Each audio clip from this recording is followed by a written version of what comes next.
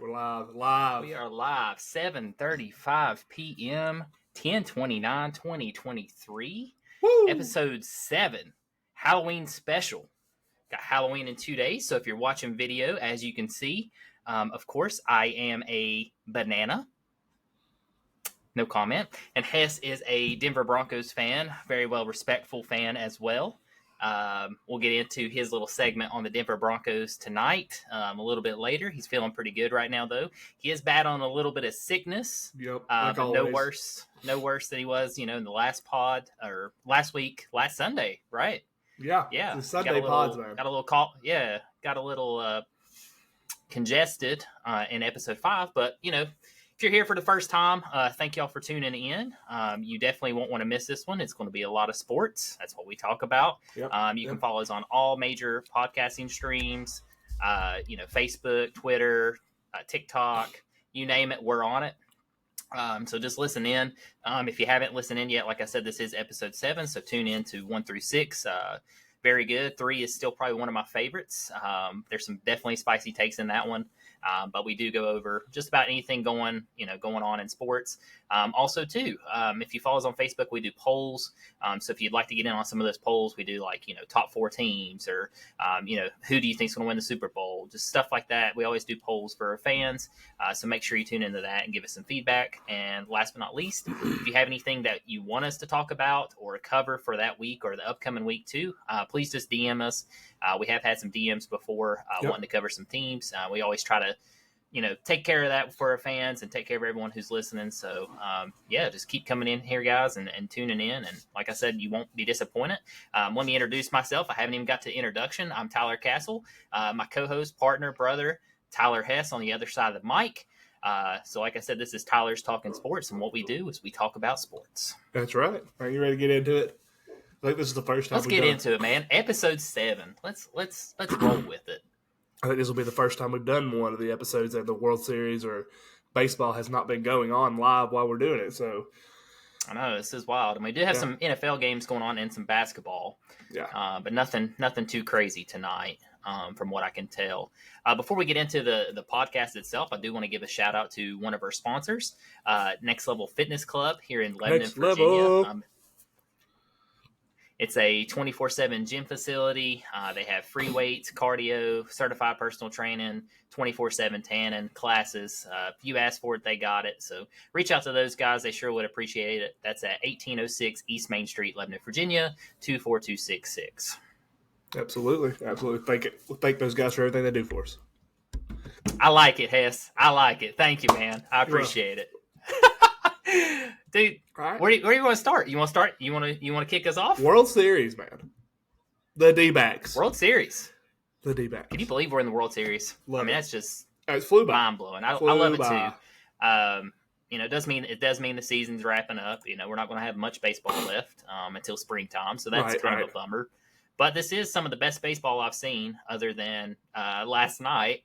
But, if you didn't watch last night, the Diamondbacks won 9-1. It was absolute domination. So now they're tied the series 1-1. Technically, it really should be a 2-0 Diamondbacks right now. They shouldn't have. I mean, Corey Seager, that game 1, and Adolis Garcia just ripping the cover off the ball. Yeah, if you back it up to game 1, I mean, they were up 5-3 in the bottom of the ninth. Corey Seager hits a 2-run homer, ties it up 5-5. Then they go into the 11th, and Garcia hits a walk-off, which I think it just is icing on the cake for his postseason playoffs. The dude's a monster. Love to see it. The Rangers looking good. I think they're just, I don't know. I think the bats got a little cold last night. Didn't have many hits. Just could not get anything going. But with that being said, you look at the D-backs and, just the pitching on their side. Merrill Kelly went 7 innings, 3 hits, 1 earned run, and 9 strikeouts. I mean, that's domination.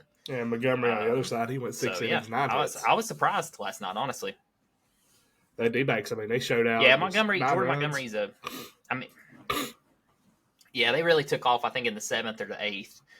Just kept putting up runs, 2 runs, 3 runs, 2, I think is how they closed it out. So they just Really did good. I wanted to touch on Evan Carter real quick. I know you mentioned that you went to a football game Friday night, right? Yes, went down to Elizabeth, to his hometown. It was the Elizabeth was ranked number 1 in the state of Tennessee, and Greenville was ranked number 2.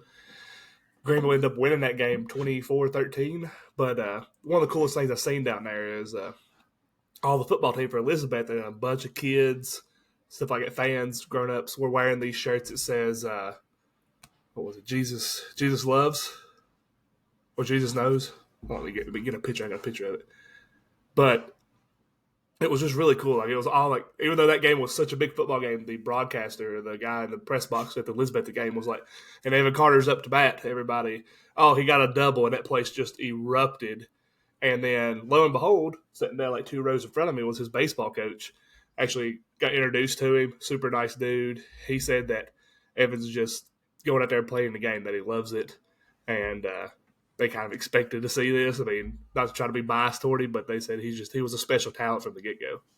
Yeah, he's good, man. 21 years old, 21 years and 59 days to be exact. Yeah. Fun fact for you, since Tessa's looking up this picture, Evan Carter is the 3rd youngest player with multiple extra base hits in World Series game. Older only than these 2 players, Andrew Jones, who's an absolute stud. Yep, 19 years, 180 days, and Juan Soto, 20 years, 362 days. If you look on that's some pretty good company to be in. It says Jesus won. Jesus won. Yeah. I like and that. They have them in Rangers colors, but they also have them in Elizabethan colors. So the whole football team for Elizabethan, that's what they was wearing. I mean, that whole community has just, like, during the game, like, I was just paying attention to the fans and everything, and like, yeah, that game was a big football game for them, but they were also watching. They had YouTube TV pulled up or whatever they watching that baseball game to watch Evan Carter. It was pretty cool to see. Like, it was cool to see that community going around him. Yeah, Evan Carter's he's absolute stud. Average 313 right now in the playoffs. His OPS is over 900. Yeah, he's tearing it up. I think he's reached base consecutively 14 games in a row, all postseason. Yep, he's reached base. That's impressive. You know what else is impressive on reaching base? Marte for the Diamondbacks. Ketel Marte. He now holds the record for most consecutive playoff games with a hit at 18. Yep. So that's pretty impressive. He just passed one of the all-time greats, Derek Jeter, for most consecutive hits in the playoffs, and Manny Ramirez. So that's hats a off good to company him. to have around you. Yeah, Derek Jeter was all right. Manny Ramirez is okay too. You're up, Derek. Decent. I love that commercial. So, you want to look ahead though to Game 3. What are you thinking about Game 3? Yeah, that game is in Arizona. Game 3 is tomorrow night. It's at Chase Field. Yeah. This is the first time they've played there in 22 years. On the mound, you got Max Scherzer versus Fat. Yep. I like really Fat in this matchup. Yeah, Fat's very good. He's got a 2.70 ERA in the playoffs. You look at Scherzer. Scherzer's been struggling pretty bad. He's got a 9.45 ERA. That one game, I think it was the last game he pitched, he gave up or the game before, he gave up 5 runs. Just a really bad outing. I look for the Diamondbacks to take this one. Although the Rangers are 7-0 on the road in playoffs, so they play better away, which is insane to think about.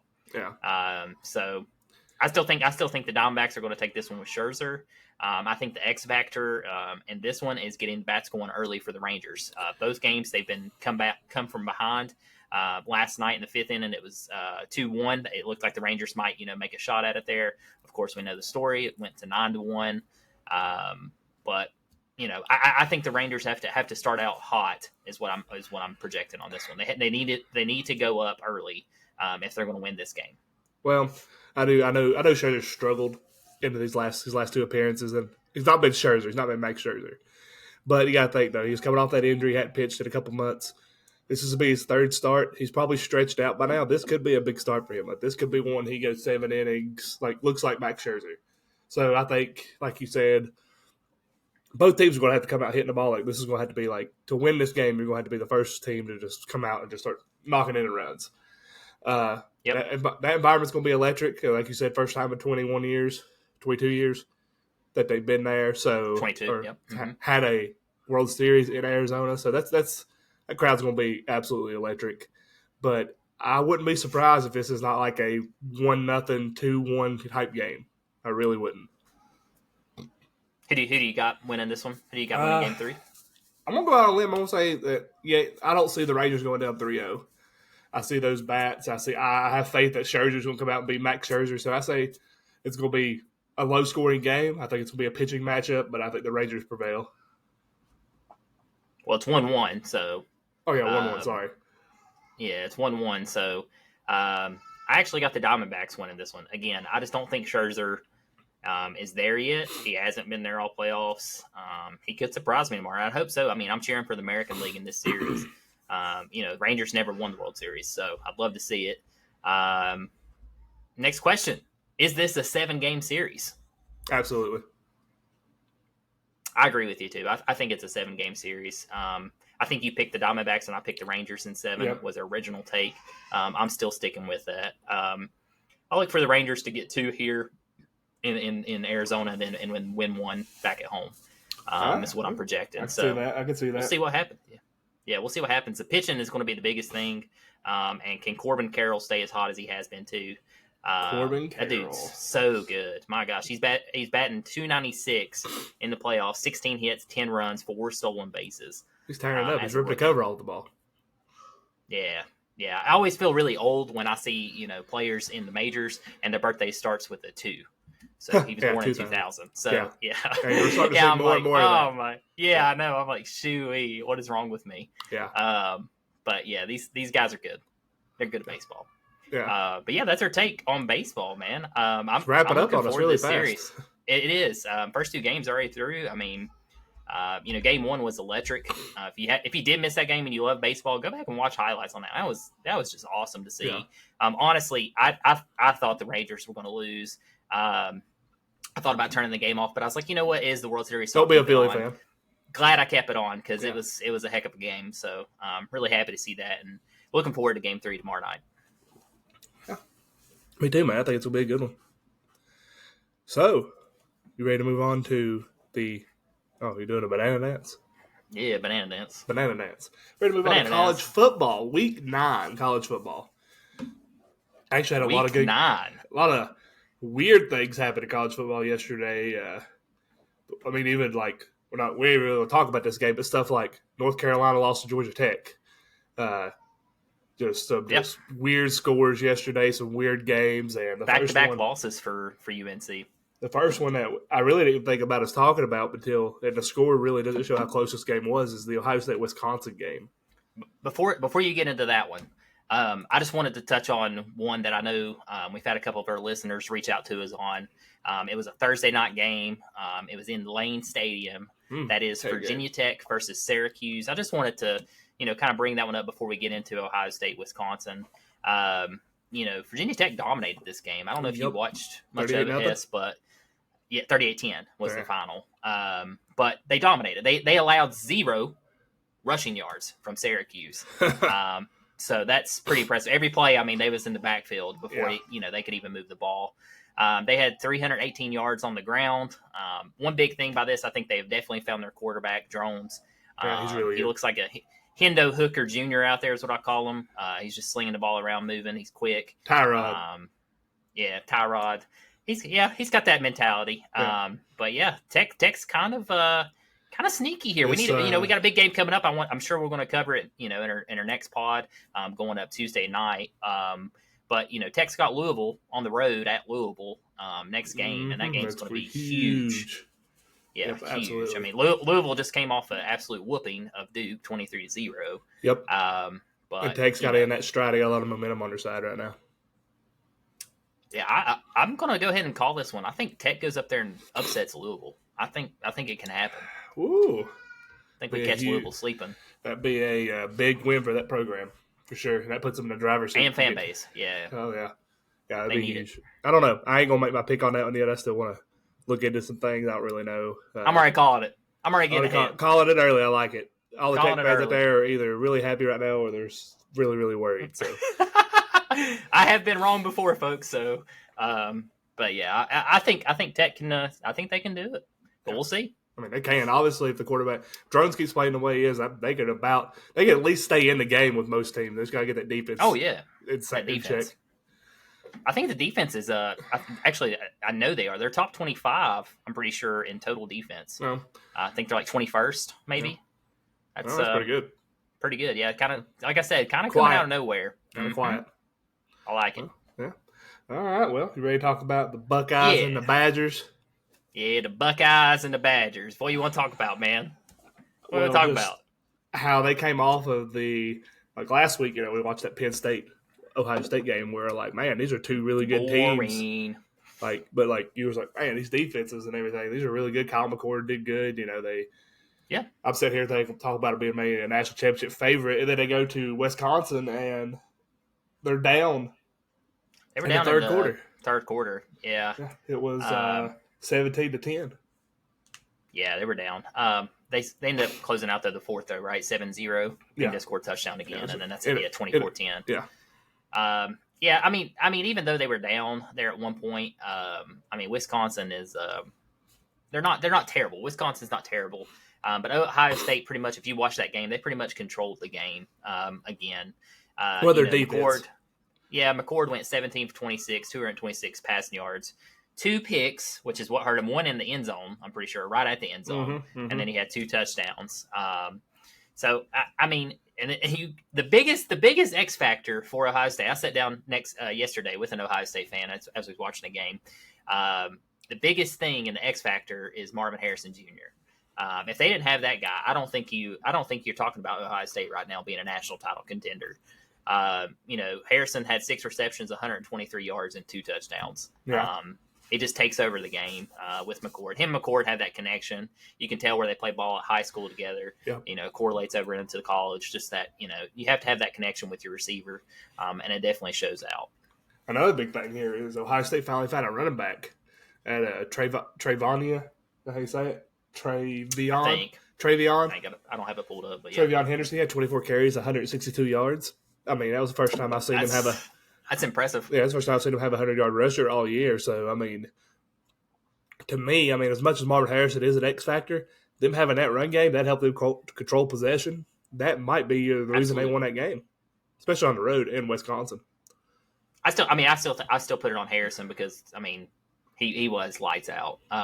He's just electric. He can't be stopped, man. It's insane what he's doing to the DBs and stuff right now. This guy should be in the league already. Yeah. Fun fact for you: Ohio State is 63-18 against the Badgers, and the last win for Wisconsin coming against Ohio State was in 2010. So Ohio State is just the daddy of Penn State and Wisconsin. They're the daddy of the Big Ten. They're the daddy right now. Ohio State is the Alabama to Tennessee is the way I look at it. So, very, very good. I know we're going to talk about our top 4 a little bit later in this segment too on college football, and I definitely want to mention Ohio State in that too. But yeah, good game. I wasn't expecting Wisconsin. This game was at Wisconsin? Yeah, it was in Wisconsin. So that's a little bit of a factor too. Yeah, man, Wisconsin. I don't know. Just key things away, and they always have a very stout defense. Their defense. They usually have a good offensive line and some random running back. Yeah, some random running back who's absolutely amazing, rushes 100+ yards a game. Yep. But I don't know. Wisconsin's kind of had a couple down years here lately. Like to see them bounce back the next couple years. But yeah, as of right now, Ohio State still owns them. So that's true. That is true. Yeah, that. I don't know. I remember I was flipping through the games last night when I was watching a little bit of the Tennessee-Kentucky game and watched some other games. And that one the score came across at one point. It was tied 10-10, and it was in the third. I'm like, what is happening here? Ohio State, this shouldn't be a game. So I think, I don't know, my last take on Ohio State, they're a great team. Marvin Harrison Jr. is good. McCord's good. They got a great defense. Yes. But there's just something about them that kind of is can they – when I get to play these really, really good teams, what's going to happen? And that's kind of my own hiccup on them right now. But other than that, good teams figure out how to win games. We'll find out when they play Michigan. That's how we always judge. That's how we always judge Ohio State, Michigan. Michigan has a football team game. Yeah. Golly, what a scandal, right? Whew. Yeah, that's a lot going on there. That's a lot of drama. And by the way, guys, if you want to keep up with that drama, and you want to know the latest news and everything, be sure to check out our Facebook. We're always posting, the latest news that we read or find, and we're doing all the research ourselves. Yeah. So definitely, follow us. It helps us out. Share that with your friends, your buddies. It's crazy when Hess and I look at this. We're from Southwest Virginia. There's people from California sharing stuff on USC. With all the drama around. We had a guy this Lincoln week Riley. Follow our page from Florida. Yeah, just stuff like that. I mean, it really is kind of cool to see. It is. And actually, it's not kind of cool. It's very cool to see. And we really appreciate it. And like I said, if you want to stay up to date with the latest news, give us a follow. All right, man. Well, let's move on to the next big game. The game that upset of the week. I didn't see this one coming. I mean, did I think that this game could kind of be close based off past history? Yeah, but did I think that this game would be the way it went? Absolutely not. And that game would be the Kansas Jayhawks, Rock Chalk Jayhawk versus Oklahoma. And guys, this wasn't a basketball game. This was a football game. And Kansas prevailed. Football. 38-33. Yeah, I mean, I'm kind of with you on this one too.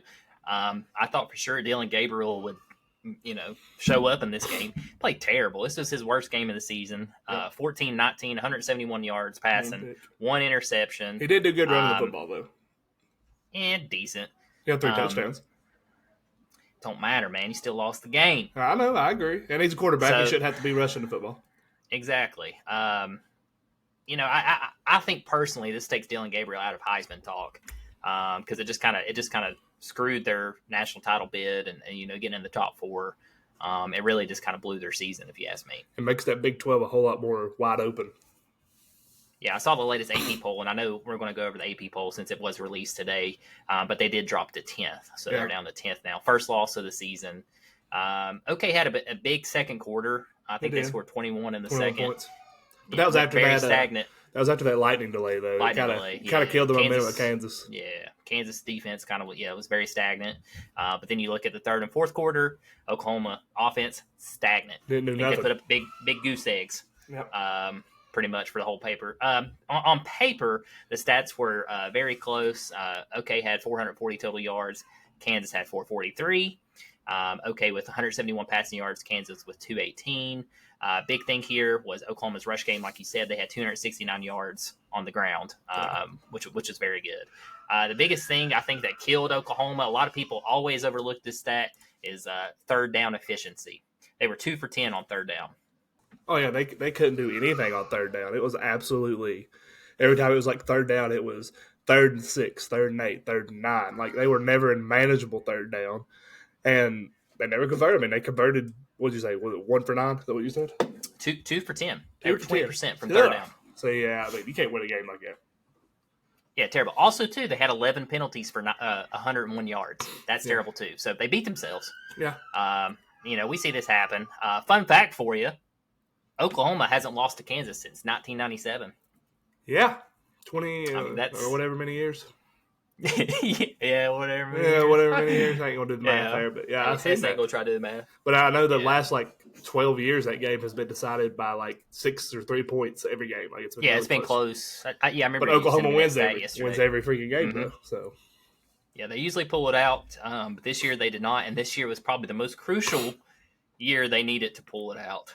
Typical Oklahoma, in my opinion. I mean, it's kind of like, it's Oklahoma.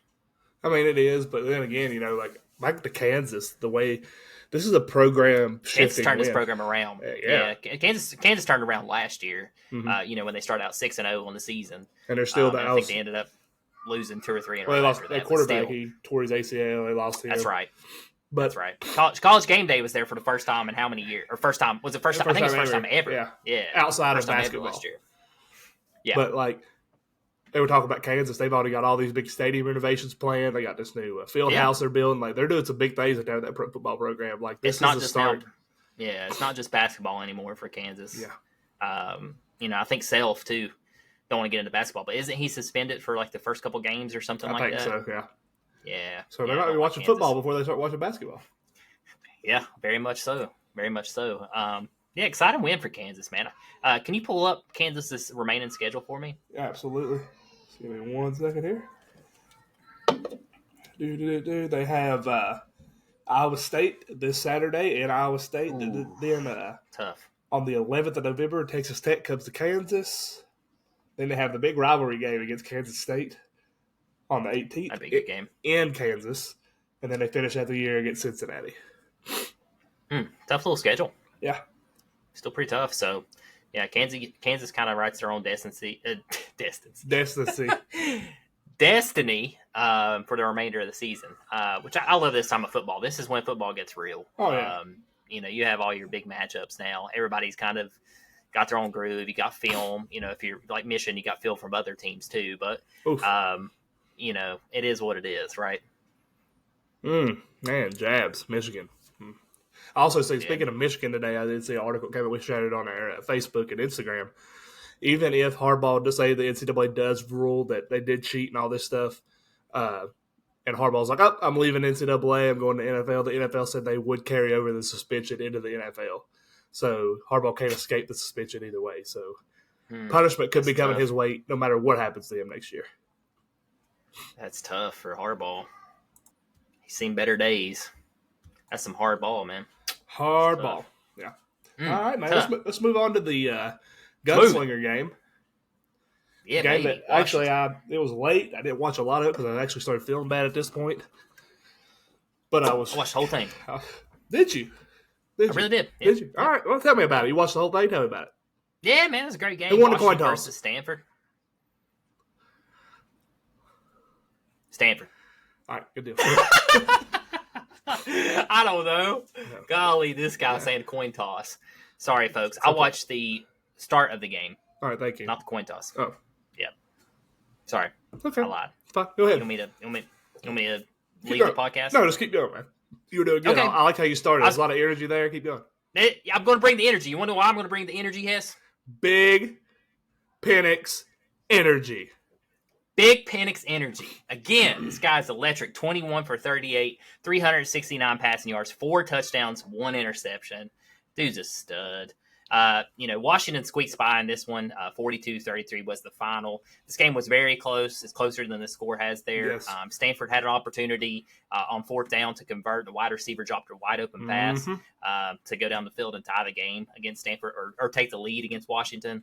Washington was a 21-point favorite in this one too. So this one definitely surprised me. I think Stanford's 2-5 on the season. So that 2-6 now. 2-6. Yeah.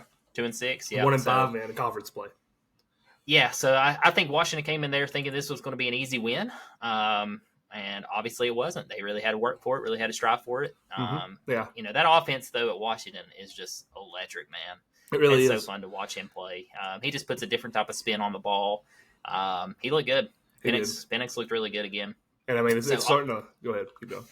I was going to say on the other side of the ball, Ashton Daniels, if you ever heard of him, I hadn't until last night. I hadn't. Probably a Stanford lawyer, though. Launched the ball 50 times, man. 50 pass attempts, yeah. 31-50, 367 passing yards. My gosh. 1 touchdown. Yeah, Andrew Luck numbers out there. Where's that been? Andrew Luck. Oh. That's where it's been. Oh. Retired. It's crazy, man. Stanford had more passing yards in the game and total yards at 499 total yards. Oh, yeah, Stanford played their heart out in that game, man. Yeah, they almost broke 500. I think that's the most too Washington's gave up on the season. That was their worst defensive performance. Yeah, they were basically even on the pass and rushing. I think Washington was held to 91 rushing yards. So Stanford's defense did really good on the rush game. And the big reason we know Washington's a big pass team. Mm-hmm. I mean, they're a big pass offense. They still had they had 91 yards total, but between the two running backs, they had a 96 yards rushing. So I mean, they did well. But the main reason I really want to talk about this, even though the game was closer than it probably should have been, this is the type of game that Washington's going to look back on and be like the Oregon game. That game kind of went the way it was supposed to go. That game was the way Penix was playing and Bo Nix was playing. It came down to the last possession, who had the ball. That game went the way it was supposed to. This game went like Washington. There's no way any fan or players came into this like Stanford's going to give us a tough time. Do you go in and think any team can beat you? Absolutely. But you didn't think it would be like this. So I think, honestly, if Washington ends up running the table, they're going to look back at this game and be like, that was the game that we really just seen it all. We faced adversity. Circle it. Yeah. I mean, good teams find a way to win, and they did it. So, yeah, another key point Yeah, I mean, I just want to rebound off that what you're saying there. Rebound. Washington, yeah, rebound, grab the ball, box out. My ball. Washington had 2 turnovers this game. Stanford had 0. So I mean, they still found a way to win with 2 turnovers. I think they had an interception and a fumble. Yeah, Penix had an interception. Yeah, he did. It was a bad pick too. Very bad throw. He's done that a couple times, but the guy gave you 4 touchdowns and 369 yards in there. It's like sometimes he tries to do a little too much, but honestly, I mean, he's proven all year that he can do as much as he wants to do. He can. Oh yeah. There's really not too much for him. I know we're going to talk about Heisman favorites too. I added that down towards the bottom. Don't want to give too much of a preview to our viewers and listeners. I want them to listen all the way to the end. But that is something we're going to talk about, and Penix is definitely in that conversation. I agree with that. I agree. He's definitely in the conversation. One thing I wanted to touch on before we move on to the SEC is Washington's football schedule upcoming. They have USC next week at USC. They'll hang 100 on them. That's a very good possibility because USC squeaks by 50-49 against Cal. We don't have that game this week, but Cal should have kicked the extra point. They should just kick the extra point. But kick the extra point, tie the game. You win that game, it's big for the year. It's going for the win. I think that would have probably put Lincoln Riley over the top. Honestly, I think USC would have burned down the stadium. I mean, I just think we're gonna burn it down in Cal. Yeah, why not? But I mean, who cares? They don't care, man. Them USC fans are rowdy right now, which I don't blame them. They have every right to be. They got, like I said, Washington's got USC coming up. Okay, you think they're going to hang 100 on them? I think that game's closer than we think. Caleb Williams is going to have a good game. Is that game in the Coliseum or is it in Washington? It's at USC. Ooh. Yep, that's why it could be good. I think it's 7:30 too. I think it's that'll be a good game then. Primetime game. Yep. Yeah. Absolutely. Then they got Utah. I think that's at home, and then I think they go to Oregon State. I think that I might have those last 2 flipped. I can't remember. I didn't write that down. But still, that's a tough last 3 games. Just based off that schedule, I'm going to say that Oregon State game could be the one that they falter on. USC, I mean, I'm going to watch that game for the simple fact that you get to see 2 of the best quarterbacks in the country play against each other. That's going to be good football. Absolutely. Might not be much defense on the USC side for sure, but Washington's going to come in, I think, in that game and send a message on defense. So we'll see, though. But Caleb Williams, he can pick it apart when he's on his game. So that'll be a good game. Be a very good game. We'll cover that one, of course, in our next pod. Give upcoming predictions, that sort of stuff as well. So absolutely. And I think I said earlier. I think I said Tuesday night. I meant Thursday night, folks. It's okay. It's okay. Wednesday night recording, Thursday day. Yeah. Sometime next week. Just follow us on our page, and you'll know when we're up. Always follow us on TikTok, Instagram, Facebook, YouTube, Twitter. You name it, we're on it. If they come out with a new platform, we're gonna be on it. This banana's burning up, man. Burning up that split. How about you peel that thing? About to peel it. I think I can. Yep, I got the zipper up here. Yeah, I peel it. Oh, maybe. So not right. Not a ripe banana. I'm trying to rip my banana. Oh. I hate to hear that. I can't get it. The zipper's stuck, man. Been there before. Cost me a few things. Anyway. Oh, man, that's not worse, though. We really got to pee and the zipper sticks. Anyway, let's run over some other games real quick. Some games that we watched everything this weekend, but that was the major games we kind of want to talk about just because of what we seen. But we'll talk about the number 1 team in the country, Georgia, playing Florida. Who? Georgia. The Brock Bowers-less Georgia Bulldogs came into that game and absolutely just dominated. From the get-go. I mean, 43-20 was the final score. It really wasn't that close. Georgia pulled the starters on defense in the fourth quarter. It wasn't even close. It was an absolute... It was not even close the whole game. It was just easy. It was a bloodbath. Me and you were texting on this game, and, Florida started off 7-0, and, you text me, oh, boy, and I told you, just hang on, because it's early.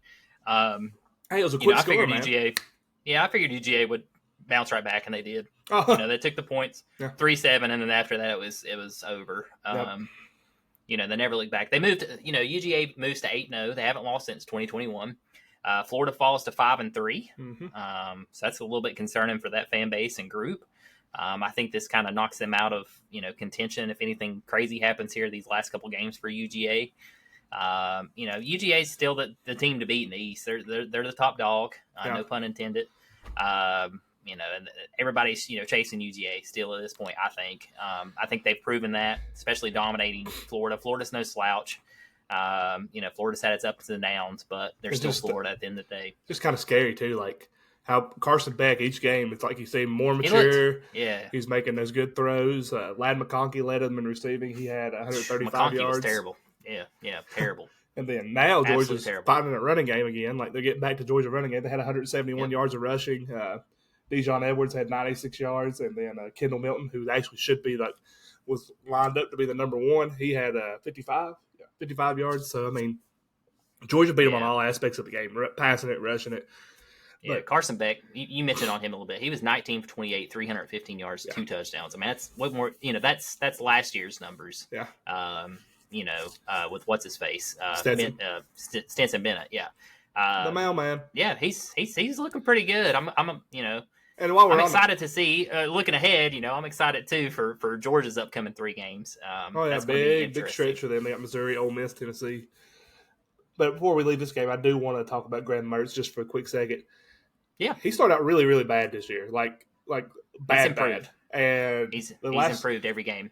When this game started, over the last 2 weeks, CBS put it up. He is the number 1 rated quarterback in college football over the last 2 weeks. He has the highest QBR, most yards, most touchdowns to interceptions. In this game, I mean, he didn't do bad. 25 for 34 for 230, 2 touchdowns, and no interceptions. Yeah, against a great defense. Yeah. That's what, we can't overlook. Georgia's defense is still Georgia's defense. Yep. You all had 486 total yards this game, compared to Florida, only 339. Y'all only let Florida have 109 rushing yards. That's where your defense is very good still. That front 7 is still solid. Looking ahead, I don't want to get too far ahead, but Missouri is second in the SEC conference. So this game coming up is very, very crucial for Georgia. Big. And didn't see that coming at the beginning of the year at all. No, nobody had Missouri. Missouri wasn't even top 25. I think right now they're either 16th or 13th. I don't know what the new rankings is. Of course, we're going to go over that here shortly, but they're top 25. And their offense is very good. Do you think UGA runs the table in these last 3 games? I think the Missouri game could give them a little bit of a headache because Missouri's offensive line is very good, and I do think Missouri. This game's at Missouri. No, it's at Georgia. Oh, it's at Georgia? Yeah, it's in Athens. Oh man, never mind. Darn. I'm not worried now. I'm not looking forward to this one. But I thought it was at Missouri. Luther Burden, wide receiver from Missouri, is probably the best wide receiver in the country outside of Marvin Harrison Jr. He's putting up huge numbers. Every game he's getting like 100 yards receiving. Like he's going to be an NFL stud. And Georgia, it's going to be tough for their secondary to cover him and shut him down. And that offensive line, offense is good. They give Cook so much time to throw. So it's going to be a test for Georgia's defense to see if they can get a pass rush. But on the flip side, it's also going to be a test to see how good is that Missouri offensive line.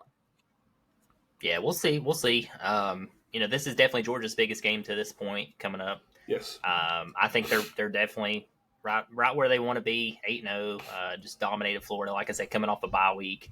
I don't look for Georgia to lose this one at home, but college football is crazy. Anything can happen, but we'll see. Yep, it's 3:30 on CBS in Athens, and then they got Ole Miss in Athens. Then they go on the road to Knoxville, and then I thought they played Ole Miss last. I thought y'all had Ole Miss last. No, we played Georgia Tech last. I played Georgia Tech last. So you go Ole Miss and then Tennessee, then Georgia Tech. Yeah, finish on the road 2 games. Ooh, that Tennessee game, baby. Looking forward to that one. Go Vols! Woo! Yeah. Man. Let's go back to the West Coast. Yeah, let's go back to the West Coast. Talk about that Oregon Ducks. Don't want you to talk too much about your dogs. Yeah, everybody knows they're dominant. Everybody knows dominating dogs. Back-to-back championship. That's right. Whatever. Yeah, whatever. Let's talk about the Ducks. Let's talk about the. You know what? I'm good to talk about the Ducks because now I can transition to the Georgia Bulldogs to the best defensive coordinator they've had in Dan Lanning, who's now the head coach at Oregon. Yes. Bo Nix. Bo Nix, 24 for 31, 248 yards, 2 touchdowns. Efficient. This guy is efficient. He's going to do great in the NFL. Me and you both picked Oregon for this one. I didn't think it was going to be that big of a whooping, honestly, 35-6. I don't think Utah scored the third or fourth quarter. I think they scored 2 field goals in the first and second. Is that right? Yep, 2 field goals first quarter and second quarter, and that was it. That's it. That's all the offense. But they don't have an offense. That's the problem. We've talked about this all season. Their defense is very good, but Oregon's defense is extremely good too, and their offense is extremely good. So Oregon's again, they're my pick. I know I picked them best one-loss team, and I still think they are. I think they just proved it again this past weekend. That defense, I think, only led up 241 total yards. Yep, of Utah. Wow. Held them to 99 rush yards total, 99 passing yards. Yeah, Utah has no pass game. We know this. They don't have their quarterback. He's been out all season. Yep. So they've been trying to punch with a 1-2 guy. It's just not working. That game was at Utah. I was kind of surprised. Utah hasn't lost there. I can't remember what the record was, like 18-0 or something. Something crazy. What got me in this game, I think what really got Utah in this one, like their defense is elite, but what killed them was Oregon's tempo. Yeah. Their defense just couldn't keep up with the tempo, and like from the get-go, you've seen it. Like that first drive after Bo Nix went downfield, they were done. That was it. Like that first drive, you could tell, like, if I'm a Utah fan, I'm like, oh no. Was my other takeaway, though, I do want to know who painted their helmets. Utah's helmets were all hand-painted. Really? Yes, they were hand-painted by somebody. They were actually really cool looking, so that was pretty cool. That was the only bright spot, I think, for Utah in that entire game. Other than game day. Game day was pretty electric. Steve Smith was there. Love that take. Steve Smith does not bring the energy, by the way. No. That dude could put me to sleep in about 5 seconds. Yeah. So. Oh, now great. Now he's going to call us out and start talking crap about us. Way to go. Hey, it's all good, man. Call us out, Steve. Yeah, call us out, please. Yeah, just call us out. I don't care. Good, bad, whatever, man. I'm just playing. You're great in the NFL, but you're pretty dry. Anywho, Oregon moving ahead has Cal, who we just saw almost beat USC. Yeah. Then they got USC, Arizona State, Oregon State. They win all those games easy. You think so? Yeah. They're 4-1 right now in the conference, behind USC 5-1, Washington 5-0. They win all those games easy. Do you think they still have a shot at the Pac-12 championship? Oh yeah, they're gonna get a rematch with Washington. I hope so. I hope that's what we see. I do think USC is going to fall out on this. I really do. I agree with you. I think Oregon and Washington is what we're going to see in the Pac-12. Oregon's defense, I just mentioned a minute ago, but I wanted to give out a fun fact. They're 16th overall in total defense. Yeah, they're good. People don't talk about that defense. And their offense, I think their offense is 1 or 2. I think it's top 5. Top 5? Yeah, every bit of it. Look that up. Want me to look it up? Nah, you know what? Nah, take my word. All right, take your word for it. I'll look it up. Call us out if we're wrong. Call us out if we're wrong. Caleb, if you're listening tomorrow morning, let me know about this. Yeah, let us know. Yeah, man. I talked about the Pac-12, talked about the West Coast. Let's come back over to the East Coast. Florida State? ACC, Florida State. 14 straight games, 30-plus points scored. FSU, this is the domination game, 41-16 over Wake Forest. The Deacons just don't have it. They haven't had it in quite some time. Well, they're all right last year with Sam Hartman. It was all right. Oh, okay. Yeah, Seminoles in the driver's seat in ACC right now. They should make it to the ACC championship. I don't see why not. They could lose an ACC game and still make it. That's what I'm saying. They're in the driver's seat. Jordan Travis is legit. Yep, playing out of his mind right now. Too legit to quit. 22 for 35, 359 passing yards, 3 touchdowns. Come on, I know you like that. Come on. Love that movie. Come on, I know you like that. Hot Rod, that's a great movie. Too legit to quit. You know what else is too legit to quit? Seminoles defense. Yeah. Only allowed 82 passing yards, 128 rushing yards. And they were good against Duke, too. So this defense is legit. The offense is legit. I think we're finally starting to see Florida State turn the corner. Why do we have them in the top 4? This is why I have them in the top 4. Yeah. Upcoming schedule. Pitt. Win. Miami. Win. That could be tough. Miami game could be iffy. Win. North Alabama, I see an upset there. And then Florida. Is that game in Tallahassee or is it in Gainesville? I don't know. Look that one up. That's that I don't know. It is in Gainesville on November 25th. Ooh, it's SEC game versus ACC, so it don't matter really. But as far as flavor points, or you need to win that game. Well, But that's going to be tough in Gainesville. Could be a big game for Washington. Like if they lose that game, they lose any game because Washington's kind of the one on the out. Washington's 5 right now. Florida State's 4, right? Yep. So yeah, that's big. I do think Florida State does have a chance to go 12-0. Oh yeah, absolutely. Good team, good coaching. That Florida game, is going to be big. In Miami, I think that's the two that I'm sticking out to me right now. That's the two.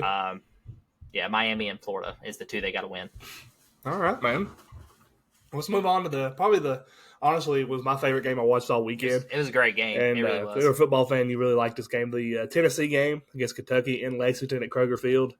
I was a very good moment there. Good chunk of that game that I was making sure my Vols fans and friends were okay because it wasn't looking good for their favor there.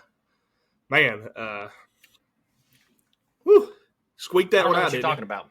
Oh, you don't? I don't know what you're talking about. You're satisfied with it, right? Tennessee never trailed in this game. I'm going to talk like a Georgia fan. We never trailed. We never worried. We never scared. Woo! All right, and we own. Alabama, Georgia has been whooping us the past couple of years. You know who we've been whooping? Kentucky. Hey, I'll take it. I'll take it at this point. If you're a Vols fan, we're 6-2, guys. Keep your head up. A couple years ago, we would have killed to be 6-2. When we finished 3-7. Hey. It was terrible. I can't even remember what it was. It was that bad. I'm going to won 3 games. I'm going to throw 2 numbers out at you. Why wasn't it done with my take? I need to, though. Okay, let's hear it. 51. That's the first number, okay. 51. The other number is 13. Okay. Do you know what those 2 numbers represent? I'm going to go with Tennessee beating Kentucky. No, that is the score of Georgia beating Kentucky this year. Oh, I should have known. Yes, it is. But that don't matter. That game was at Georgia. This game was at Kentucky. That's a big factor. And you know this. Oh, okay. Tennessee to win on the road is huge for this program. It is big. That's big for them. It's only the second win since Vandy last year. I agree. They struggled on the road. I think they're 2-8 on the road, something like that. It's a bad stat. Yeah, it's real bad. Don't even talk about it. Yeah, but this was a much needed game for the Vols. They learned how to close out a game for once. They put it away with Sampson on that last drive in the 4th. That dude balled out. He did. He played good. I was kind of surprised though they took Jalen Wright out. He was doing. I wasn't. I get you play the hot. Tennessee's got the best running back room in the entire country. I agree with that. But then the other side of it though, Jalen Wright was running bad. Jalen Wright had a heck of a game. I think he finished with 120 yards on 11 carries, something like that. 100. I think he had 120, which is big first half for him. The Vols moved the ball really well on this one. They needed to do what they needed to do. They had 253 rushing yards, which is 20 yards higher than their season average.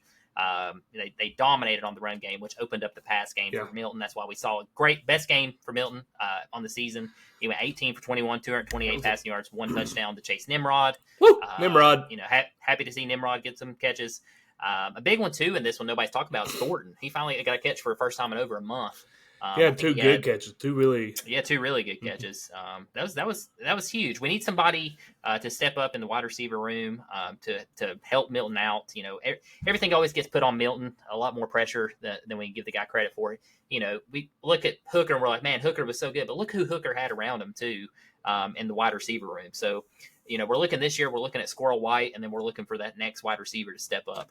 And I think we might have found that guy. He might be stepping up. So we'll see. I do want to give a shout out to Devin Leary. Yeah, I was about to say, we didn't talk about him. He balled out. Yep. Yeah, 28-39, 372 passing yards, 2 touchdowns. He made Tennessee secondary look lost the entire game. That was the worst pass defense from Tennessee on the season. Having Haddon out really does hurt. Learn how to tackle, man. Come on. I was surprised though. I really was. I was figuring this was going to be a big running game. Not going to see much out of either quarterback, and both quarterbacks played the best game they played in their college career. This game. Yeah, absolutely. Yeah. Shout out to Tennessee's rush defense. They held Davis to only 42 yards on 16 carries. Yeah, that's That's impressive. That was straight to their game plan too. Like you said, going into this game, we knew it was going to be run heavy. You know, they're going to have to lean on the quarterback. Which quarterback's playing better is going to win the game, in my opinion. So you know, they went to the game plan. They held Kentucky to only 72 total rushing yards on the ground. So that was huge too. You can't let that sneak past you because that holds Kentucky to a one-dimensional offense. And then Devin Leary. Is that okay? Just played out of his mind. I mean, he played just like Spencer Rattler did last year. That's why I was texting you. I was like, I've seen this story before, you know, where he's just everything looks perfect, and it you know, went right for him most of the game. But like I said, hats off to Sampson on that fourth quarter drive. Saw some flashbacks of Alvin Kamara there. You know, he looked good. He looked very good. What was that running back y'all had? Be stopped. Give him the hot hand. What was that running back y'all had that went to Baylor to play wide receiver? Hurd? Jalen Hurd. Yes. That guy. That's who Sampson plays tight end now. That's who Sampson reminds me of. Like when he runs, Sampson's small though. See, Jalen Hurd was big. He is, but I'm saying when he's carrying a football, he's looking for contact. I think he's like 5'9" or 5'11", but he's a stud, man. Yeah. He runs hard. He runs really hard. He does. Both. I mean, all your running backs do. Y'all got a good running backs. One thing I think they still need to improve on. You know, we do have UConn coming up. That's homecoming game at home. Never know, man. Then you got Missouri at Missouri, and then we do have Georgia Bulldogs coming to the house. So tough little schedule here. Then they finish off the season with Vandy. One area, two areas that we need to improve on as a Tennessee fan. Red zone offense. Got to improve in the red zone. You know, we're shying away from the run when we get to the red zone. We're trying to go to a pass.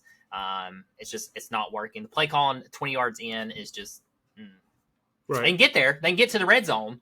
Then we're getting 3 points, which is really hurting them. Yep. That offense is just moving. Momentum's good. And then for some reason, when they get in the red zone, they slow it down. Yep. I just think we need to keep the foot on the gas and just keep moving. So that's one key area as a Tennessee fan. Second key area, penalties. We are the worst penalized team in the SEC. Last night we had 9 penalties for 70 yards. I think we're averaging 10 penalties a game. On the other side of the ball, two games, active games, Tennessee has not been able to get a holding call against the opponent. You watch film again, there was 3 or 4 holding calls missed again. You know, I could go back a week to Alabama, same thing. So I think Tennessee only got 1 sack last night or 2 sacks. I can't remember. They was averaging 4 a game. But the sacks they got, they were big. They were huge. But you know, missed holding calls again. So I don't know what's going on there with the officiating. I don't know if you saw the post conference with Josh Heupel, but he did the pause again as well. Did you you pay attention to what jersey color did you wear last night? White and orange. What jersey color did you wear against Bama?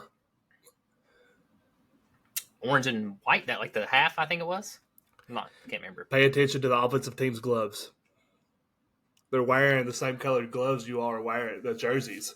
So when they hold, they blend in, so you can't see the holding. Oh, to the naked eye. That's a big thing. Like the NFL starting to do a thing now in the NFL. They're trying to get the opposing team to wear opposite colored gloves. Go back and gloves. I'll send you some stuff. Go back and look. I mean, they got guys in like chokeholds and everything. I mean, that's okay. I mean, it happens. I get you're not going to get every call. Tennessee also got I'm not a Kentucky fan, but that you didn't see it, but the pass that they called complete there on that final drive in the second quarter. That was not a complete pass. He was out of bounds. As a Tennessee fan, I understand the frustration, coming from Kentucky. He caught the ball, but he was out of bounds. But if you're pointing at the refs for losing this game, you already lost the game. That's what we've said before. Mm-hmm. You cannot point at the refs. So Heupel advances to 18-8 in 2 years as a Tennessee fan. I think that's huge. We haven't had this much success in a long time. So keep riding the Heupel train. Let's see what happens these last couple games. I agree, man. We'll see. All right, let's move on to the AP poll. Got released today. AP poll. Excuse me. Not much change at the top. You got Georgia at number 1, Michigan at number 2. There's a lot of people lobbying for Michigan to be the number 1 team in the country. Ohio State 3, Florida 4th, Florida State 4th, and then Washington 5th. First 1-loss team, Oregon. And then 7th, you got Texas. 8th, you got Bama. 9, Penn State. And like you said earlier, Oklahoma did drop to 10. Some big things coming up. You got LSU at 13, 2-loss team. They play Alabama this week, 7:30 game this Saturday. Woo! In Tuscaloosa. That's huge. That's a big game. It's at Tuscaloosa. Air Force moved up, I think. Best of luck. The Air Force moved up to 17th. They're 8-0. They're the best at-large program right now. Where's JMU? Hold on, I'm getting to it. Utah dropped down to 18th. UCLA up to 20th. Tennessee's at 19. Tulane up to 21st. Kansas unranked to 22nd. Number 23, James Madison. Wow. 24th, Southern Cal. And 25th coming in, Kansas State. So, but honestly, right now, in the top 25. It's probably the last time I talk about the AP poll this year because Tuesday night you have the playoff rankings coming out. And that's what everybody's going to focus on. The first four in, first two out. And with that being said, buddy, who's your four teams? You don't have to seed them. You don't have to say 1, 2, 3, 4. Sure, I'll seed them. All right. Why not, man? We're here. We're live. We're doing this uncut, raw. Yep. Georgia, number 1. All right. 2, Ohio State. All right. 3, Washington. So you got Washington, Ohio State matchup B right now. Yeah. Okay. 4, Florida State. Woo, buddy. Michigan. You don't got Michigan in it. No. I've not been that impressed. I mean, they beat everybody, but who they play? Ooh. Not yet. Now, I might, when they play Ohio State again. I mean, I do wonder what the committee, how they look at this, because a lot of drama too. Michigan's under this investigation. I wonder how because this is a committee vote. This ain't no computer like we used to have back in the BCS. This is straight committee. This is committee members. Peyton Manning's on it. Condoleezza Rice. I mean, there's people from all over the country on this thing. So, how do they look at the sign stealing stuff that's going on at Michigan? Do they actually put Michigan in that? But with that being said, I got Georgia number 1. Actually, no. Well, I always said they're number 1. Georgia number 1. Number 2, I put Florida State. Wow. And then number 3, I'm putting Washington, and number 4, I'm putting Ohio State. So we flip. Florida State and Ohio State, but that's same top 4 teams. So who's 5 and 6? Who's the next 2 that could jump in? 5 Michigan. Actually, no. Sorry, 5 Oregon, 6 Michigan. I got 5 Oregon, and then I got 6 Alabama. Oh, where's Michigan? You got Michigan losing to Ohio State and dropping. I just got them set. I got 7. The first week it's coming out. I feel like the committee's going to look at the stuff that's going on in Michigan. I don't think they're going to give them much love. I see them sitting there at 7. I think Alabama jumps Texas because Texas has been struggling. I know the only loss Alabama has is the Texas. Alabama has LSU. What's Alabama's remaining schedule? LSU. LSU this weekend. Auburn at some point. I don't know who they got between Auburn and LSU. Give me a second. I'm not big on Alabama because I really don't care about the program. Alabama. Don't lie to the viewers. He's a big Roll Tide fan. Yeah. You see that big flag back there? Oh. That is a Roll Tide elephant. They got LSU this week in Tuscaloosa. They got a big game on the road in Lexington against the Wildcats. Another huge game. I didn't realize they played this team. This is really big. They play Chattanooga in Tuscaloosa. Oh, wow. Chattanooga. And then they finish at Auburn. They finish at Auburn. That's tough. That's a tough schedule right there. Seriously. We'll see. So you gonna pick them going that far? Wow. I'm just saying this first week coming in because this is first week. How many loss LSU got? 2? 2. LSU beats Bama. I move them ahead of LSU beats Bama. That hurts Texas. I move LSU all the way up to about 7th if they end up beating Bama this week. I agree with that take. And then that puts them in the driver's seat playing pretty good ball right now. LSU's quarterback's balling. Yeah. That's gonna be a game. 7:30? 7:30 game on CBS. It's right after the Georgia game. Looking forward to that one. Yep. Got some good football coming up. Golly. Yeah, it's gonna be a good week. Good week of it. I didn't realize actually it was gonna be that good of a week with some of the games, but there's some good college football games coming up. Yeah, that's definitely great. All right, man. Let's move on to the NFL Week 8. It has been what a Week 8 it's been. I mean, it's kind of been like seeing things go the way they were supposed to go, and then there were some things that happened this week in the NFL that didn't really see coming. You want to go ahead and start us off? Biggest news coming out today is Kirk Cousins tore his Achilles. Hate that, man. I absolutely hate that. I do too. Cousins hasn't missed since COVID 2020, so he hasn't missed a game. So that definitely sucks. He might be out the season. Well, they're going to do MRI tonight. There's nothing official that it's a torn Achilles. They're saying it's a torn Achilles. They're doing MRI. They're doing MRI. Yeah. But if it is a torn Achilles, he will be out the rest of the season. Yeah. So that definitely sucks. The Vikings are rolling too right now. They've won 3 they won again tonight. Yeah. He went out in the fourth with 10 minutes left. That definitely sucks. They're already without their star wide receiver, Justin Jefferson, too. So big blow to the Vikings fans there. We'll see what happens. I don't even know who they got as a backup quarterback there anymore. I don't even know who came in. Ugh. It's a good question. Tonight was against the Packers, by the way, folks. So in case you didn't watch that one, that's a big rivalry. It's a big win, much needed win there for the Vikings. I think they go to 3-4. 3-4 on the year, yeah. No, 4-4 on the year. 4-4. Oh wow, okay. Their backup quarterback is, I have no idea who this guy is. Jaron Hall. Dante Culpepper. Jaron Hall. It's not Culpepper anymore. He left. Jaron Hall. He was a 5th round pick this year out of BYU. Jared Hall? Jaren. Jaren Hall. Oh, Jaren. No relation to Justin Hall. Okay. Got you there. Are you positive? I mean, I don't know. I'll talk to him and ask him. That'd be pretty cool. Another thing while we're talking about Achilles, did you see Aaron Rodgers? Oh, I thought she was going to talk about Troy. Yes, I did see Aaron Rodgers. Throwing the football. Do no science. Throwing the football. Drop back, 3-step drop, throw the football. Unreal. Throwing a dime. Unreal. Dude's awesome. I love Aaron Rodgers. He'll be back. Oh, yeah, he's going to be back. They're saying like maybe week 10. That'd be 2 weeks. That's crazy. That's unreal. Crazy. That would be... Woo, Jets can make a run. That would be wild. Jets are looking good right now. Yeah. I know we got the Jets-Giants coming up, but before we get into that, let's talk about your boy, Will Levis. My boy. This is Hess's boy, folks. All right, to go back, get a little backtrack on this. Me and Castle went back and forth last year. I was actually a fan of Will Levis as far as I thought he was going to be a good. He's a fanboy as an NFL quarterback. Fanboy. Castle absolutely hated him, rightfully so. The dude, Kentucky's quarterback, Tennessee, but Castle also didn't see anything good about him. He thought he, system, whatever. I was like, goes to the right team, plays good. He makes his first preseason debut, made it 2 snaps, got hurt, didn't play anymore for the Tennessee Titans. They actually put him on injury reserve and brought him off this week because Tannehill's out with a high ankle sprain, and he started the game. And it started out they were going to play him and Malik Willis, the quarterback out of Liberty. They were going to split the snaps with him. And Malik Willis went in there in the first drive on a 3rd down and fumbled the snap. And he didn't see the field the rest of the game. So, but Will Levis went off. He had 4 touchdowns in his debut and led the Tennessee Titans to victory. Yeah, 19 29, 238 passing yards. Scored every quarter. Titans won 28-23. Something a lot of folks are overlooking.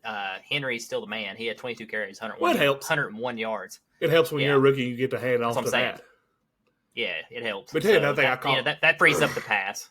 Another thing I took away from this game, which I was in and out of sleep today during this game, but when Levis threw his first touchdown to Hopkins, his first career, everybody was like, oh, whoa, big deal, like celebrate with him. He kept a straight look. He was focused on the game. He didn't break. Dialed in. Yeah, and that seeing that from a rookie quarterback and seeing it from that guy who they were some character issues coming into the league, that was good 100%. To see. That was really. I think that's my biggest thing too. Why I wasn't too high on him. Just very. Likes Bryce Harper, but don't like. Very immature in my opinion. But I think that's their matchup. You don't like Bryce Harper, I do.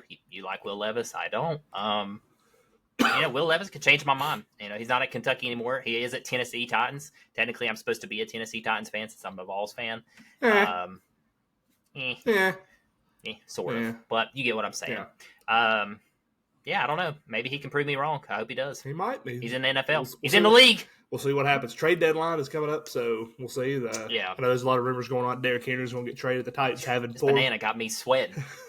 The Titans did inform Derrick Henry and his agent that they are not planning on trading him. So I know a lot of Ravens fans were happy or hoping theirs will get him. Yeah, that would be huge for the Ravens. But imagine that and Lamar Jackson. That could be nasty. I don't know who would be the leading rusher in that game. Yeah, while we're on the quarterback news, I was listening to NFL Network earlier. We talked about the Bears quarterback. I can't Tyler Badgett. think of his last name. Badgett, yeah. started last week, got his first win, played against UVA Wise, is what you was telling me. Yeah. He had 3 interceptions, got benched that game a couple years back. Now he's in the NFL, wins his first game.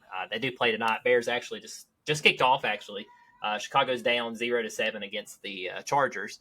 But fun fact, he invited 55 people to his first game. Yeah. And you only get 2 tickets as an NFL player. So he had to pay for those. To bring people for free. So he paid $9,010 for all those folks to come watch him play and get that done. I mean, you never know. He probably made less than what he paid to bring everybody in there for that first game. So I thought that was awesome. You just never know, though. You never know. I mean, his dad's also a 28-time arm wrestling champion. Arm wrestling champion, baby. Yeah.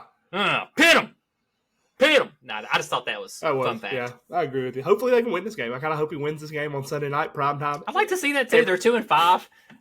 Everybody gets to see it. He's starting right now. Yeah. Let's talk about the Punt Bowl. 28 punts in this game. The Punt Bowl. The Giants and Jets.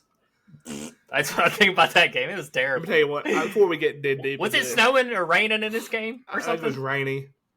Oh, it's nasty. My biggest thing I hated to see was Tyrod Taylor went out with a rib injury. Yeah, that dude I saw that too. Has been a journeyman in this league, has been a starter for many good teams. He's really not that bad of a quarterback. He's just usually always been he had a good game last week. Yeah, he's been put in bad situations everywhere he's been. He's always been that bridge quarterback to the future because it's like he's there where they're building up the team and then they find another quarterback, but they put all this other stuff around it. He never gets a good team. Yep. And he goes out with a rib injury and then the backup for the Giants, I don't even know who that was, came in. That game was absolutely horrendous. 28 punts in that game. I'm taking this off, too. Are you taking the banana off? Yeah, I got to peel that right there. I got to peel my banana a little bit, man. Golly. Wow. Hot. But, yeah, in that game, I mean, the final score was the Jets when they came in a walk-off. Greg Zuerlein field goal, 13-10. Zach Wilson with 17 for 36 for 240 yards, a touchdown. Tyrod Taylor with 4 for 7 for 8 yards. And the backup, no relation to Danny DeVito, but Tommy DeVito went 2 for 7 for -1 yards. Since you're going through stats right there, I want you to look at 2 key things, okay? Shaquan Barkley got 36 carries. 36 Yep. For 128 yards. Giants finished with -9 passing yards. Yep. Both teams combined for 4 for 34 on third down. That's all you need to know about that game. It was absolutely horrendous. I did not watch this game. I thought it was poop just from who was playing. Jets and Giants, man, come on. Well, the Jets are 4-3. 4-3 without Rodgers. So you saying Rodgers could be back in 2 weeks? Yeah, they're saying week 10, week 11. The Jets beat the Bills. Here's another thing, too. Zach Wilson was sacked 4 times for 47 yards. What was he doing? He had quite a few rushing yards, too, didn't he? 4 carries for 25 yards. He led them in rushing. Oh, yeah. I don't know, man. Breece Hall had... That's crazy. Breece Hall had 12 carries for 17 yards. What happened in this game? I don't know. I didn't watch it. That's why, because it was 13-10 was the final. And I saw, when I was looking up stats, I saw -9 passing yards. And I said, glad I didn't watch that. The Giants had 7 yards receiving. The reason they had 7 yards receiving is because Darius Slayton had 1 catch for -1 yard. That probably goes down as one of the worst games ever, as far as offense. All right, here. I wonder where that ranks. I won't get to the real stats. Okay. Jamie Gillen, punter for the Giants, had 13 punts for 549 yards. Why are we even talking about this game? This is so bad. Why do we even have this one on here? Because for this very reason, dude. And then Thomas Morstead for the Jets had 11 punts for 529 yards. Like, holy cow. Talk about a punt fest. But yeah. Terrible. But that's the kind of thing you had going on in the NFL this week. I think you had the Jags Steelers. Terrible. The game was sloppy. Jags look good. Game was sloppy for a while. Jags did look good. They closed it out. They scratched the victory. That game was a lot closer than what the score shows. Then Kenny Pickett went out, got benched. He got benched. Trubisky came in. He's terrible. Jags advanced to 6-2. Steelers fall to 4-3. T-Law, baby. Love me some T-Law. 24 for 32, 292 passing yards. 1 touchdown, 1 interception. He looked great all night. Mitch came in 15 for 27, 138 yards, 1 touchdown, 2 interceptions. This guy just is a turnover machine. Steelers are not going to get past his offensive struggles this year, I don't think. Well, I got to go back. Before you say that about Trubisky, though, Again, he's a lot like Tyrod. He's been through into these situations, but he's still the all-time leading passer in Chicago Bears history. Oh my God! Don't start this again. And he was trying to make plays, and Kenny Pickett obviously wasn't, so they benched Kenny Pickett because he wasn't making the plays that Mike Tomlin was happy with. So, I mean, Kenny Pickett. Well, both quarterbacks have struggled this year. I mean, obviously, this is y'all first need time to we've seen draft Mitch, Kendall but Milton. yeah, before we get into that, we need offensive linemen. That's it where shows. they're hurt. Shows. Yeah, that's where they're hurt, and they got no run game. No. Got no run game. You got amazing Najee Harris. You got Pickens, who's an absolute stud wide receiver. I mean, there's the pieces there. The defense is definitely there. It's just the offensive line struggles. I think that's why you're not seeing it correlate over to the quarterback. I don't know. Steelers are streaky. They fall to 4-3. I think they got the Titans coming up next. So that's gonna be a tough game. Yeah, gonna be a tough game. Jags looking good. I mean, 6-2 win at Pittsburgh. That's saying something. That's a statement win. And with the next game we're going to talk about, with the Jags winning that game, they're now the longest winning streak in the NFL. 4 games. 4 games. Yep. 1-2 over in Europe and came back home. Yep. All right, man. Let's move on to the next game, which is honestly, I kind of seen this coming in a way just based off the last game prior, which was really weird that this game was played 2 weeks ago. Like, they played each other 2 weeks ago. But the Denver Broncos and Kansas City Chiefs. In Denver, it was a snowy game. It was flurries during the game. They were suspecting 14 inches of snow in that game. Snowed early in the morning. The field was cleared off, but it was only like 28 degrees the whole entire game. Typical Denver. Mahomes was having a flu game. Apparently, he was battling flu symptoms. Still balled out, though. Mahomes had 24 completions for 241 yards, but he had no touchdowns for the first time in his career. Two picks. INTs. Yep. Yeah. It's the first time since 2021 that they didn't score a touchdown when they lost to the Titans, 21-3. Big thing here, Broncos didn't make any turnovers. Russell Wilson had a mediocre game. He had 3 touchdowns, which was great, but he only had 114 yards passing. But he did not turn over the football. He took a couple sacks. He went 14 for 21. Yeah. That's quick passes. Yeah. And then he got sacked. He got sacked a few times, 6 times. That hurt. First win for Denver over Chiefs since 2015 with Peyton Manning. It was great. So hats off to Denver on that one. Chiefs no run game, only 59 rushing yards in that one. Really surprising. If your quarterback ain't feeling good, you got to establish that run game. You know who else wasn't feeling good and had the flu? Who? A couple years back. Who's that? Michael Jordan. That's right. So it was actually food poisoning, but still. Well. Yeah, so no excuse for Mahomes. I'm kidding, dude. Get feeling better. You're one of the best dominant quarterbacks in the league. Big thing that killed him in this game was their newly acquired return of Mecole Hardman. They brought him from the Jets, made that trade, and then they punted to him. Denver did, and he fumbled it inside the 5. He muffed it, and that was huge. Denver's hard place to win. It is, but that's it's a big win for the Denver Broncos and Sean Payton and Russell Wilson. Like, I mean, that's a huge win because Denver moves to 3-5. 3-5 on the year, 2-3 at home. It's the first time Mahomes has lost to a team under 500, and it's also the first time he's lost on the road in the AFC West. It's a big game. Denver now. Yeah. Denver's gonna wake up in the morning. They got to decide before Tuesday: are they buyers? Are they going to go out and try to make some trades, bring some people in, or are they going to continue to sell the team? I mean, they got a bye week coming up, so they got a lot of time to decide kind of where they want to go with the direction of the team. But I know Denver fans are happy. I'm excited about it. I got excited over beating the Packers because we felt like we hadn't won a game. But we win this one. This was really big. But absolutely, bye week this week. Get to enjoy this win a little bit more. Then they go to Buffalo. Then they have the Vikings come to Denver, but now without Kirk Cousins. Don't know really how that game will go. Then they face the Browns. That's their next 3 games. So Denver's going to have to make some decisions. They want to continue on the stretch. Maybe can they turn the corner? I mean, they went out, lose one more, and keep winning out. They're a playoff team. So we'll see. And Mahomes took a beating in that game. Like he was hurting. He was blood everywhere on his hand. Travis Kelce had like 46 yards receiving. Wow. Yeah. But Taylor Swift wasn't there. Chiefs were due for a bad game. Yeah. It's time. It's time Denver finally gets one. 8 years is a long time. Very long. 2,396 games. Or days. Sorry. Not that you're keeping count. No, but no. Yeah. Hats off to Denver. I'm glad to see him finally pull this one off. I know how it is to beat a team that's been whooping you for years. How it feels. So, congrats, buddy. I'm happy. Thank for you, thank you. All right, man. Let's talk about another one to a team that we had as world beater Super Bowl contenders that have now lost 3 in a row. The San Francisco 49ers and the Cincinnati Bengals. All Joe Burrow. Yeah, you and I both picked the Bengals for this one. Bengals, Joe Burrow's looking good. He's healthy. It's showing. He's looking like the old Joe Burrow. I think they improved now, to 4-3? They lost 3 straight, so now they've won 4 straight. 4-3. 4-3. So doing exactly what they did when they went to the Super Bowl. Starting off terrible, getting in mid-season right now. They're starting to ball out. So Bengals going to be sneaky. Got to watch them. They're good. The defense is very good. Brock Purdy's the reason the 49ers lost this when he threw 3 picks.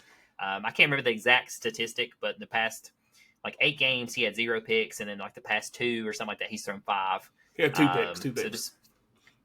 he threw. I thought he threw 3 tonight. 2. 2? Are you positive? 100%. Must have been another quarterback then, because Purdy didn't play the whole game. He's the only quarterback that's got stats for the Niners in this game. Well, all right, 2 picks. Sorry, I wrote down 3 picks for some reason, but I guess it's 2. Still, that's terrible. He's thrown, I think, is it 5? Yes. Then is it 5 in the past 2 games? Yep. Okay, so maybe that's where I got that. But yeah, 49ers dropped 3 straight. We talked about this team a couple weeks ago that they was one of the best teams in the league. I still think Purdy they had are. a They're just fumble. going through a little. Oh, okay, so 3 turnovers. Yeah. Okay. Yeah, I don't know, man. It's kind of surprising me right now with that offense just kind of went stagnant. You have Kettle, you have McCaffrey, Deebo Samuels. Yeah. Samuel's still out, I think. I don't know if he played tonight. Yeah, he didn't. He's been out. Yeah, he's been out, so that hurts. But once you get him back, I think 49ers will be fine. They're just kind of going through that midseason stretch right now. Right. So I think we'll see a bounce back next couple weeks. All right, let's move on to the Browns and Seahawks. Let's do it. Number 1 defense in the NFL, the Cleveland Browns. Yeah, Seahawks. Nobody's talking about Seahawks. Nobody talked about them last year. They were really quiet. They're 5-2, man. Yeah. 5-2. They won today 24-20. 24. Yeah, 24-20. They're sneaky good. Nobody's talking about them, like you said. Geno is not that bad. He had 23 for 37, 254 passing yards. He did have 2 INTs, It happens. 2 touchdowns. It happens, but they still got the dub. The Browns are no joke. Browns have no quarterback right now. I think they played with another backup. They played with PJ Walker again. He had 15 completions from 31 attempts for 258 yards, 1 touchdown, and 2 INTs. Yeah, it's pretty rough day out there. Under 50% completion. If this team had Nick Chubb, oh boy. Yeah. Browns, that's tough blows. They've had some tough blows. They're still putting up good numbers, though. Put up 20-24 against Seahawks is solid. That was a good game. It was, and it was in Seattle. And that's a really hard place to play. So, Browns fans, don't hang your head on this one. Get right. Yeah, hang in there, Jacob. Yeah, y'all be fine.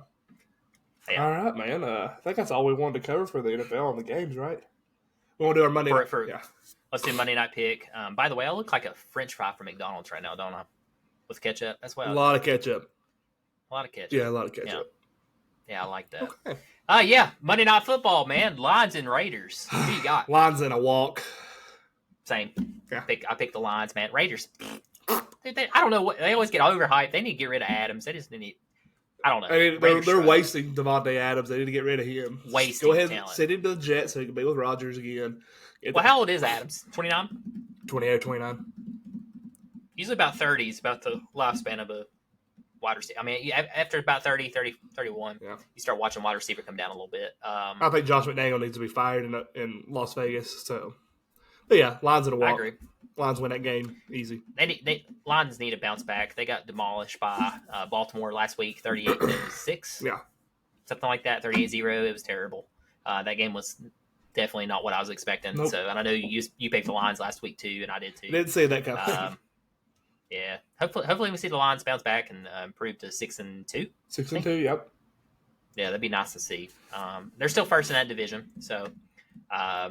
Yeah, we'll see. I think I pick Lions tomorrow big. Yeah, Lions big. Jared Goff has a big game. 38-14 is my prediction. I'll go a little under that just because I'll say 28-7. I like it. I like it. Let's move over onto the NBA. Got NBA season's been fun so far. It's just now really It getting has. started. I've been really enjoying watching. Is it what they call him? Wimby-Io or Yeah, he whatever. plays tonight. Yes. I've been enjoying watching him. The Nuggets are tearing it up still. They're doing really good. They won again today, 128-95 over the Thunder. Yep.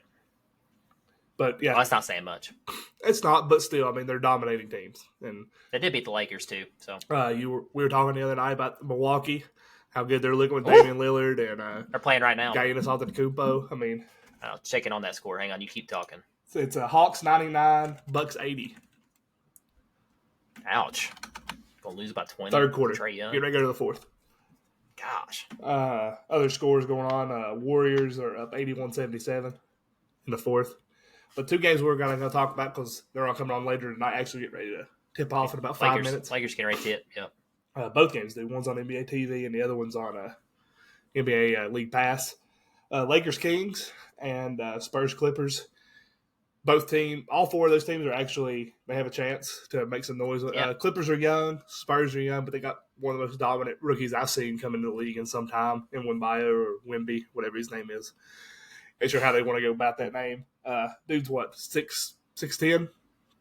I think he's taller than that. He's power forward. Yeah, he is huge. He's a monster. Yeah, it stands from his tiptoes and dunks. But the Clippers should win this game.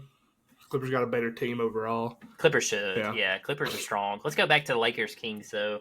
That should be a good matchup. Kings last year it was the 3 seed in the playoffs. Kings People are kind of overlook them.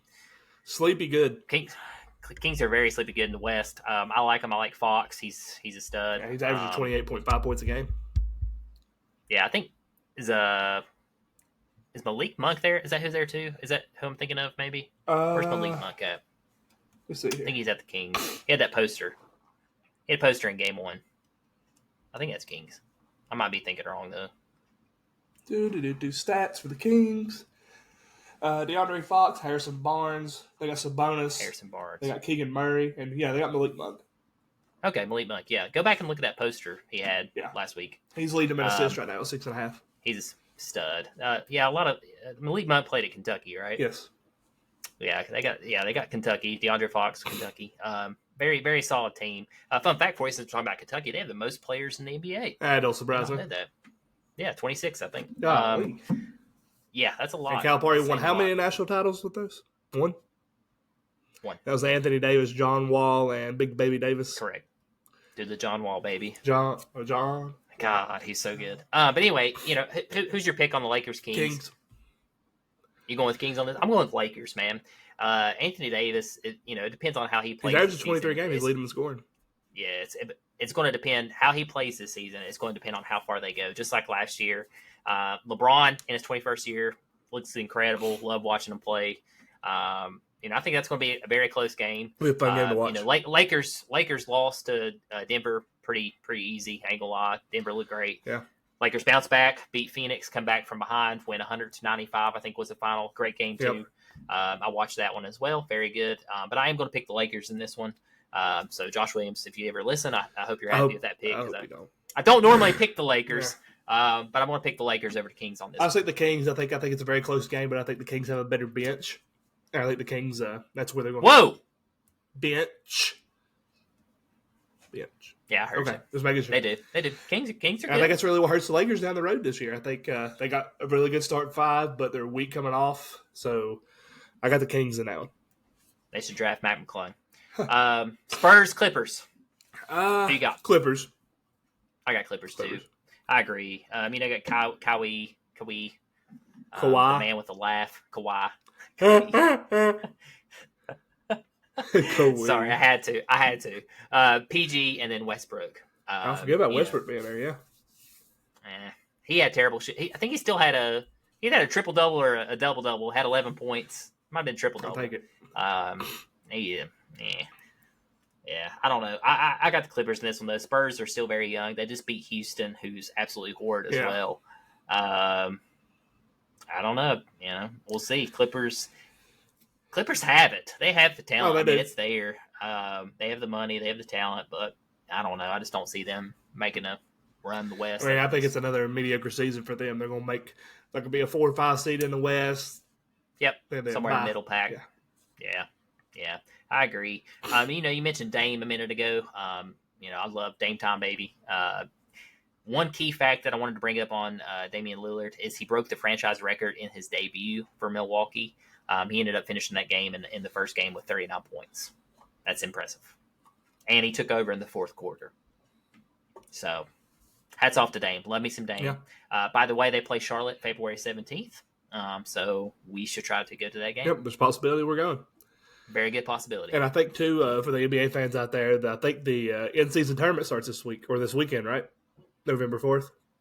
What's his name? Oh, yeah. So, got that coming up. 60 whatever many 67, games. 62 games, something like that. So that Something starts. like so that. That'll be something fun to watch, keep an eye on. But that's as far as the NBA so far, I think it's going to be a really good year. It's shaping up to be a good year, really competitive. Don't have this wrote down. Who you got? Who you got winning it all? Celtics.